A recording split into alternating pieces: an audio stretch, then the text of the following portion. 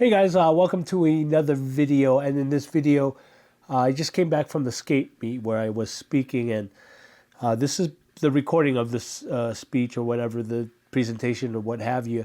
And at first I didn't know what to do because this is the first time I did it with, an aquarium audience or whatever. It's totally different. I'm used to doing it with the tabletop gaming stuff, but that's a whole different, hobby.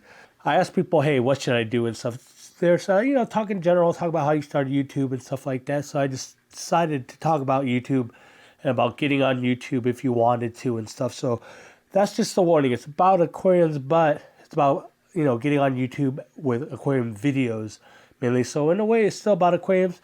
Next time, if they ask me to speak again, I think I'm going to do something on aquascaping and stuff. So again, another fun SCAPE meet over at CK Fish World, which is always awesome. And thank you for those that came down just, to talk to me and, watch me speak and, partaking in the festivities. And a big shout out over to Jesse and Shane for hanging out with me all day. Because, you sometimes it's weird when I go to these things. Sometimes I feel like, oh, I'm the only guy there. But yeah, they actually came down to, talk to me and stuff. So that was really cool.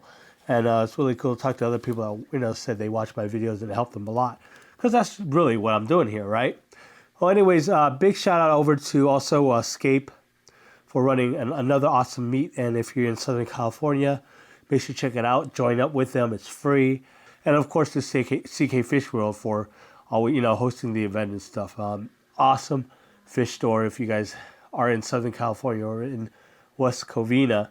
If you're passing by there, make sure to stop by and check it out. Links to both SCAPE and, of course, CK Fish World is down in the description below. So again, remember, it's about, aquarium videos and getting on YouTube and stuff. So it's not really specifically about aquariums. So hopefully it doesn't bore you guys to death. And if you find it interesting, thanks for watching, guys. Remember to hit that subscribe button if you want to learn more about aquariums or talk about aquariums. And hit that like button. And here we go.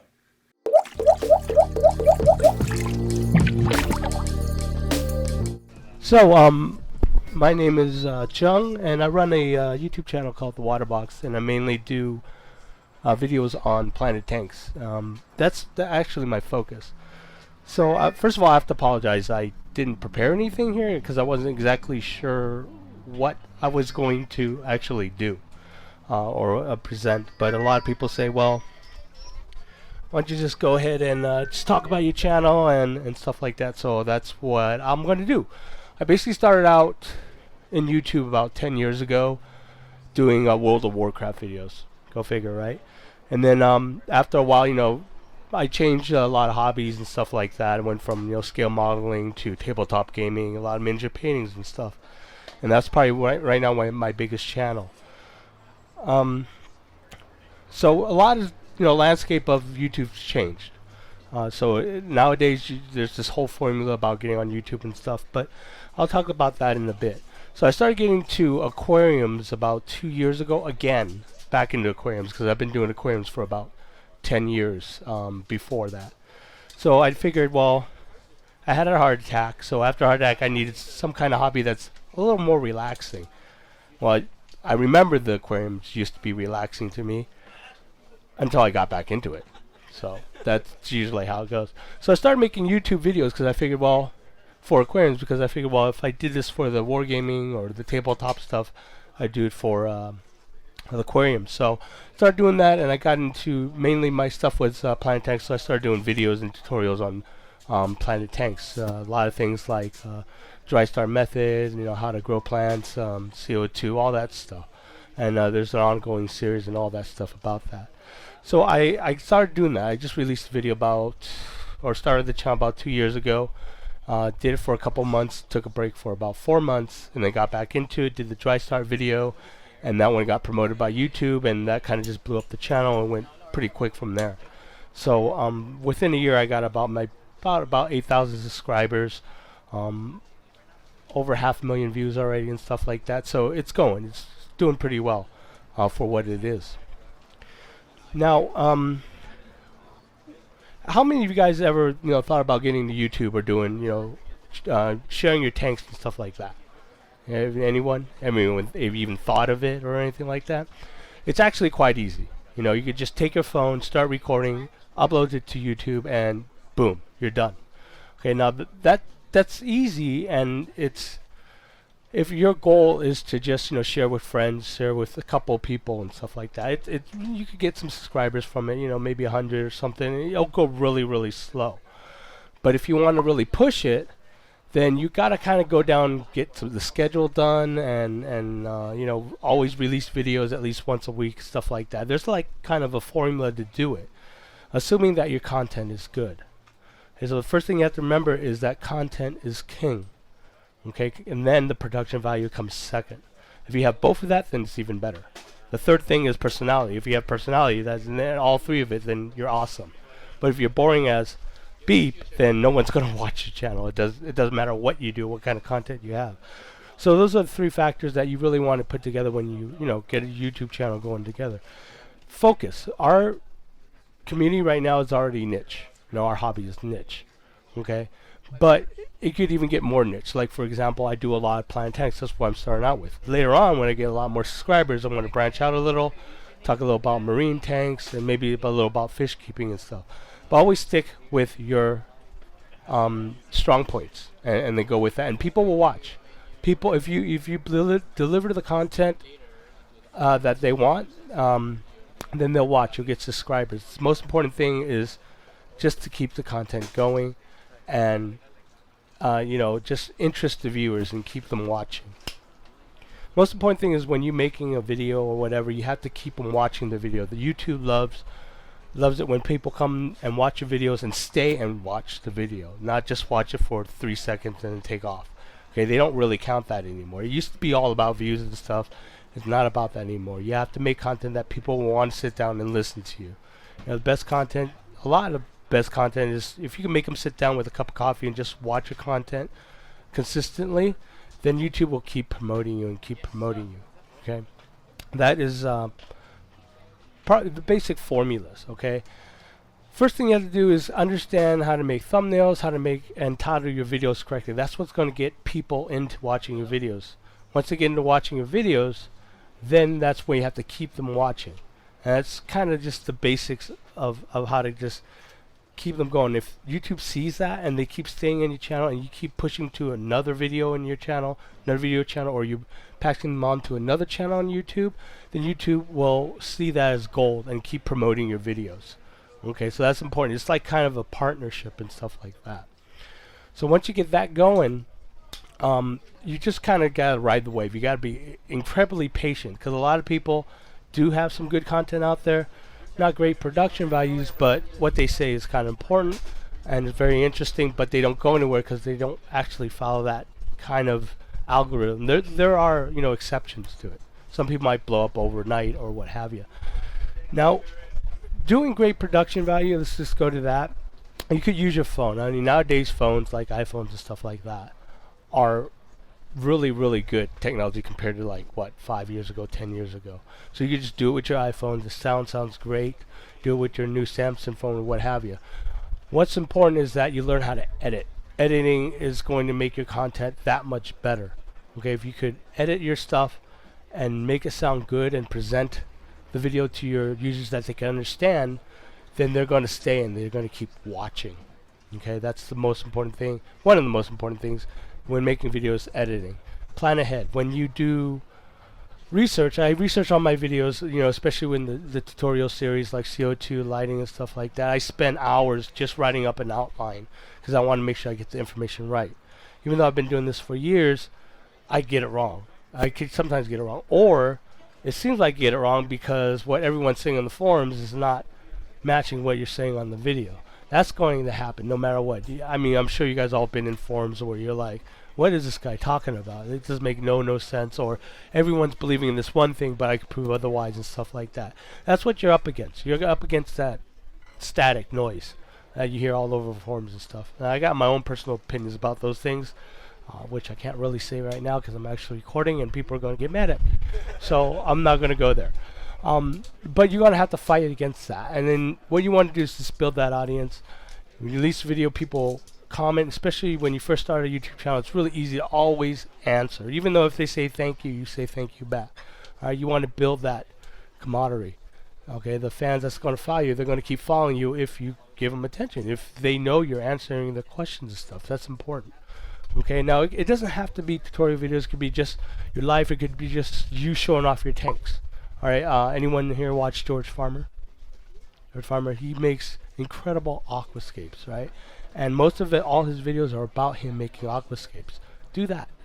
If you're really good at aquascape but you're not really good at teaching, then just do that and talk about your tanks. If you make incredible tanks, people are gonna watch. Okay, George Farmer, someone like that, proves that. Okay. Tutorial videos, which you've seen a lot, aquarium co-op stuff I do, a lot of people do a lot. DIY Aqua Pros, they do a lot of tutorials. That works great because there's always new people coming into our hobby. So you want to capture them and, you know, make them longtime fans and stick with you. And also, you know, get them in the hobby, which makes it better for all of us, right? And then there's always the vlogging stuff where you just share your life or whatever. I think nowadays King of DIY Joey does a lot of that now too. He kind of moved away from DIY. I guess he covered a lot of it already. So after a while, you're just like, well, what am I going to talk about? My toe fungus? I don't know, right? So you got to start, just kind of, vlogging your life and stuff. Which, he did that. He got his beginnings from the DIY stuff, and now it's all about interacting with fans and keeping them interested by answering questions or just sharing his life with everyone else. I mean, the guy has a huge freaking fish room, 2,000-gallon tank, and stuff like that. So he's got more than enough content to keep him going. And that's one thing too, is when you're looking for content, that's going to be hard. You're going to cover stuff that people are going to cover. It's okay.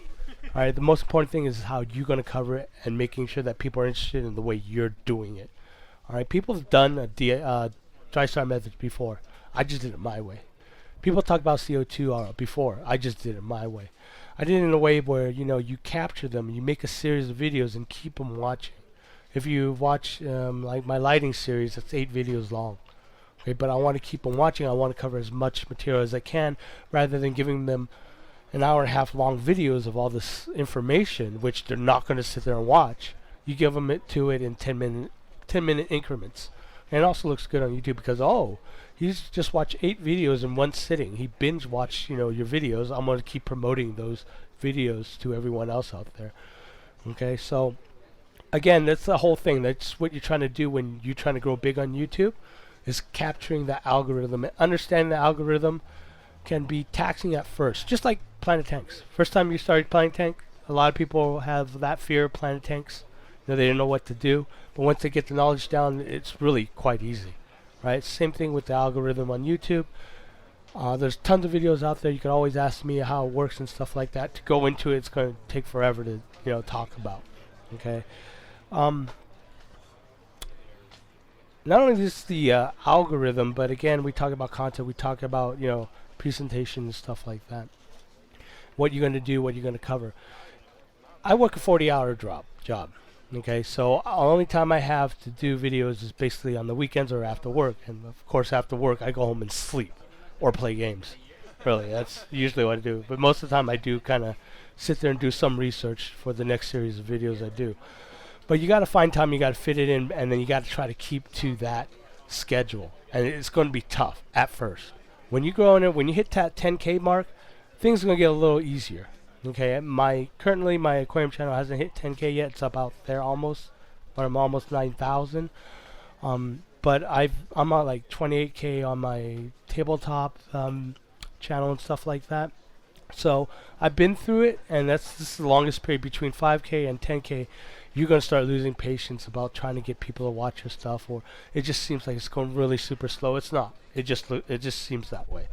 Okay, so when you get big enough, then you can start branching out into different topics. If my stuff is mainly Planet Tanks, I'm already starting to talk about Reef Tanks.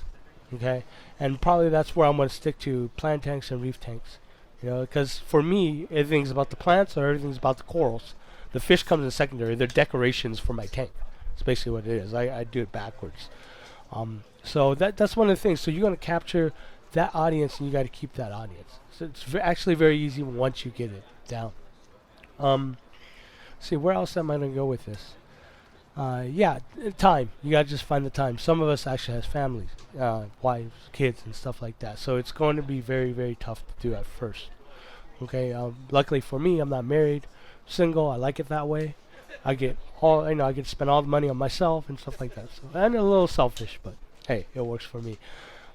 So when I get home, sometimes I do some research and stuff. That's about it. Sometimes I might shoot a video. I shoot smaller videos, quicker, smaller videos that just kind of updates people on certain topics, smaller topics, or just about what I'm doing in my tanks. All right. On the weekends is when I release the bigger videos because I found that Sundays are my biggest viewing audience. Is when everyone goes and watch right away.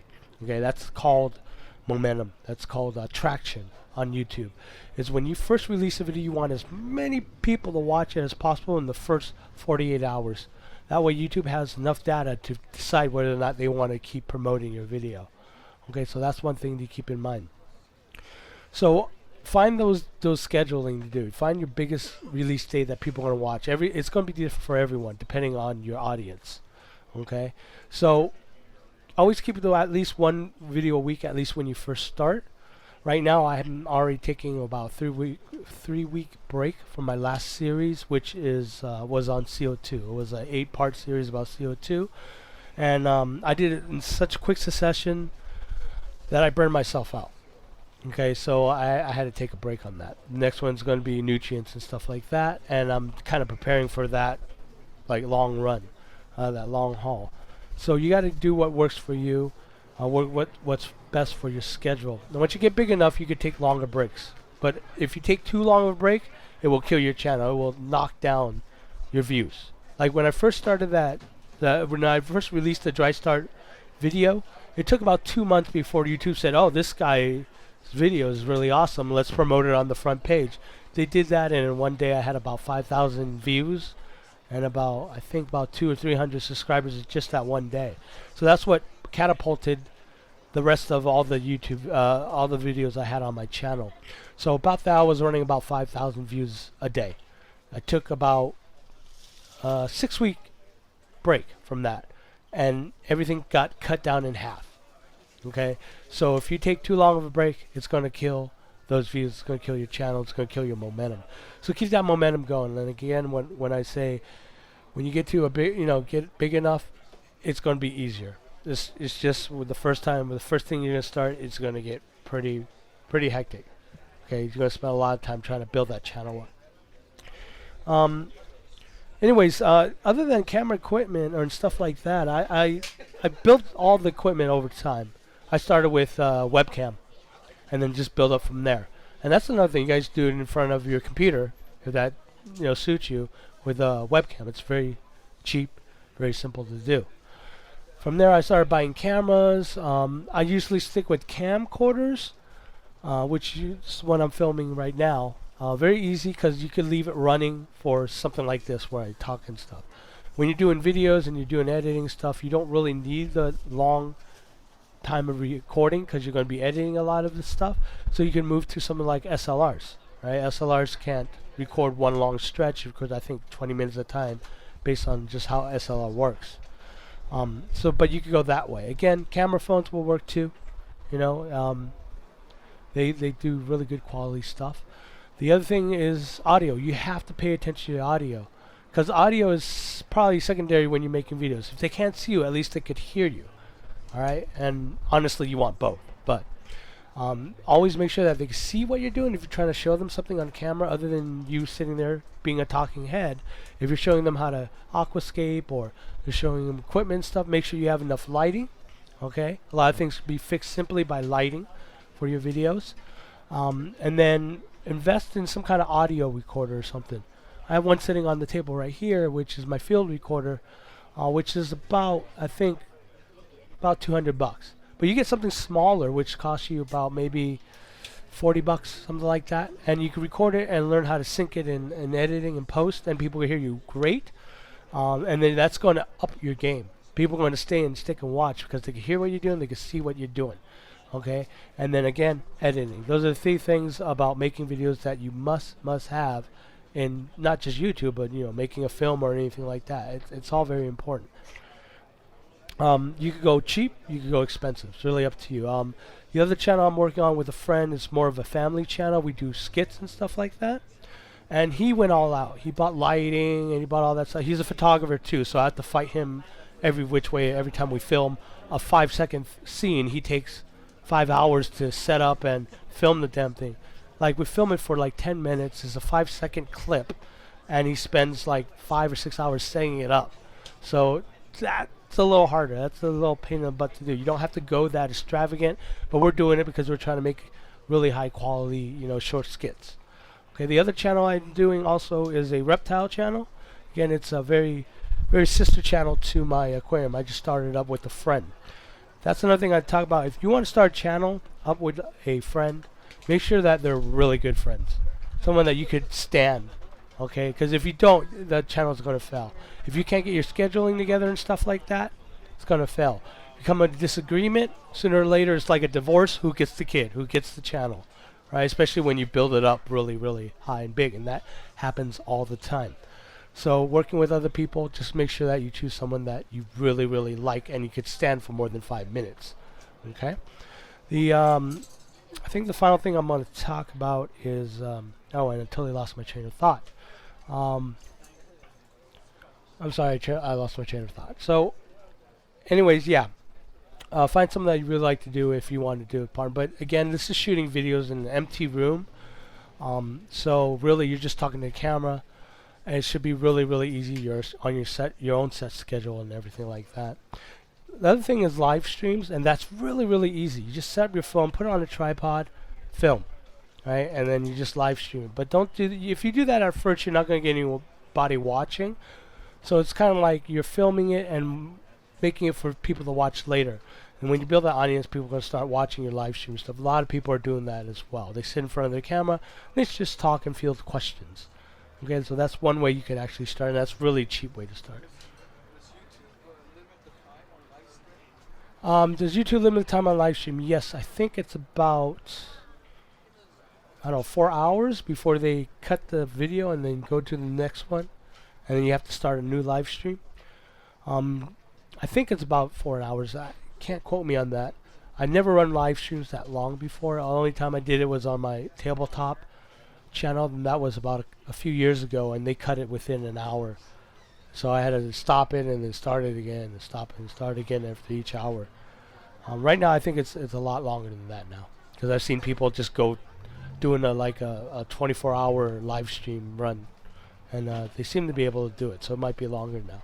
I just haven't done that lately, so I don't know. Rules change all the time with YouTube. Yeah. So is there any other questions about getting on YouTube? Planet Tank questions? I mean, anything like that? Yeah.